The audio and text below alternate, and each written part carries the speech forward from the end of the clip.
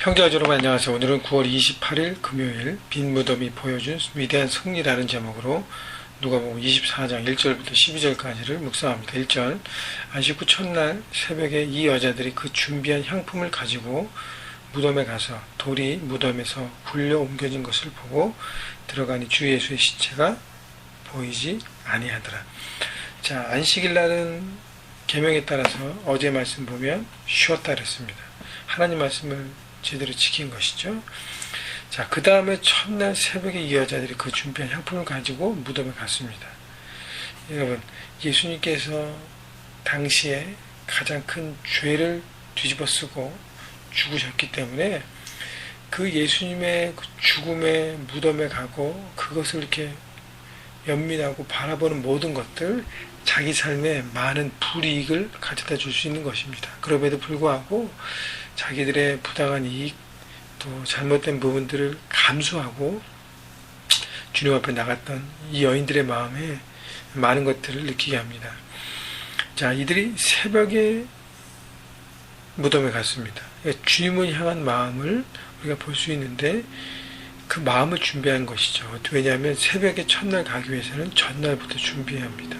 자신들의 마음을 준비한 것입니다. 또 하나는 새벽에 가려면 자신들의 스케줄을 조정해야 합니다. 여러 가지 있잖아요. 이 여인들 또 가정을 지켜야 될 사람들이고 여러 가지 일이 있었기 때문에 자기 스케줄도 조정해야 했습니다. 그 다음에 준비한 향품을 가져왔다는 것은 향품을 준비했다는 것이죠. 그래서 주님을 향한 예배의 자세를 우리가 이것을 통해서 배울 수 있습니다. 우리는 준비하는 예배자인가, 준비된 예배자인가, 주님 앞에 나갈 때 이 여인들이 많은 자신들의 마음도 준비하고 스케줄도 조정하고 향품을 준비하고 준비해서 나왔던 것처럼 우리는 주님 앞에 나올 때 어떻게 무슨 것을 준비해서 나오는지 그 모든 것들을 돌아보고 주님 앞에 최선을 드리는 예배자가 되어야 할 것입니다. 우리가 매주 주님 앞에 예배한다고 해서 예배를 소홀히 하면 안 되고요. 매주 드리는 예배가 정말 마지막 예배인 것처럼 주님 앞에 나가는 주님을 향한 그 마음을 가지고 전심으로 주님 앞에 예배하는 모두가 되어야 할 것입니다. 자, 이들이 새벽에 달려갔는데 예수님의 시체가 보여지지 않습니다. 4절 이로 인하여 근심할 때 문득 찬란한 옷을 입은 두 사람이 곁에 섰는지라. 자, 두 천사가 찬란한 옷을 입었다는 것은 부활의 영광과 기쁨을 나타내는 것이죠. 5절 여자들이 두려워 얼굴을 땅에 대니 두 사람이 이르되 어찌하여 살아있는 자를 죽은 자가 돼서 찾느냐. 여기 계시지 않고 살아나셨느니라.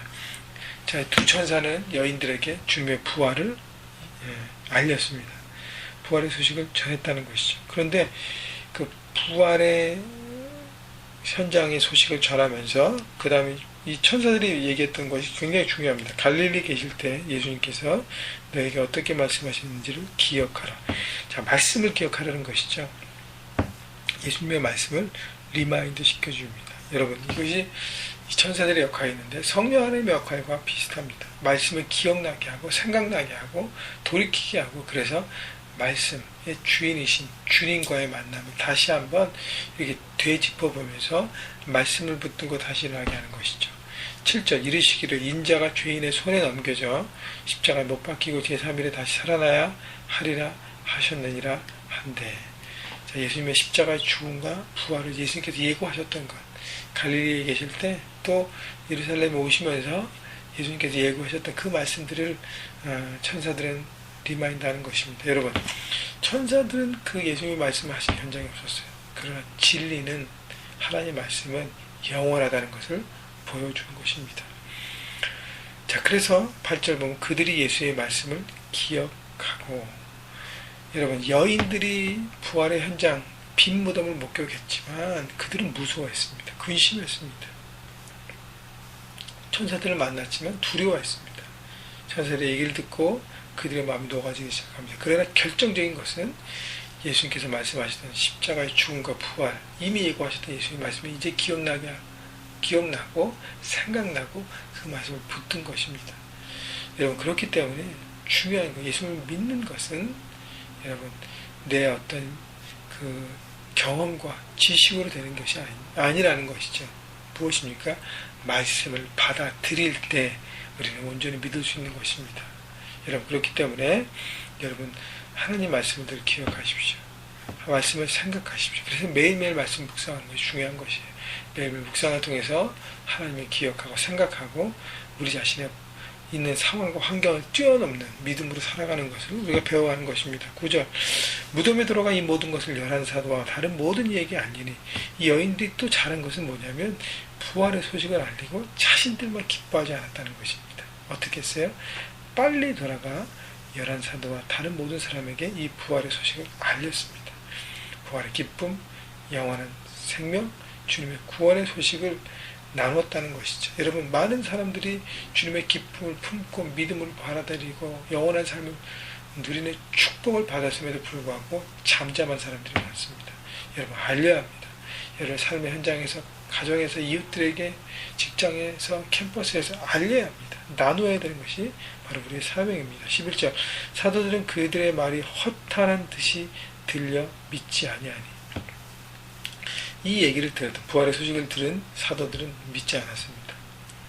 왜냐하면 자기들의 마음 가운데 이미 주님의 죽음을 바라보고 포기하고 다 도망갔다가 다시 왔기 때문에 이미 삶 가운데 낙담과 낙심 가운데 빠져 있어서 여인들의 소식과 그 모든 것들 분명 여인들이 얘기했을 거냐.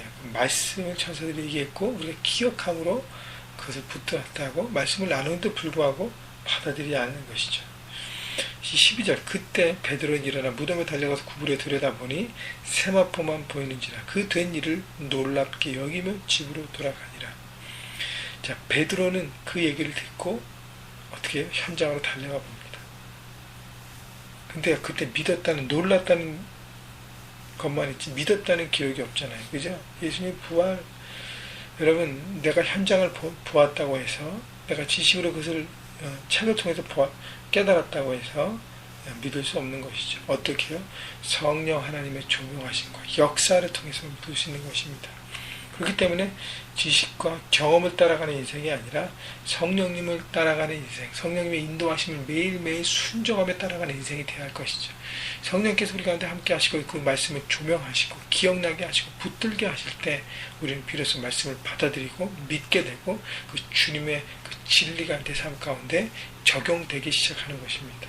여러분 그렇기 때문에 날마다 성령 하나님의 말씀에 생각에 민감하고 따라가면서 여러분 주님의 그 부활의 소식이 바로 우리의 삶의 가장 큰 기쁨이라는 것을 바라보시고 여러분 오늘도 그걸 믿는 믿음 가운데 여러분 그것을 품으시고 기뻐하시고 또 혼자만 기뻐하지 않고 그것을 나누며 함께 부활의 기쁨을 나누는 승리의 소식을 전하는 여러분 모두가 되시기를 주님의 이름으로 축원합니다.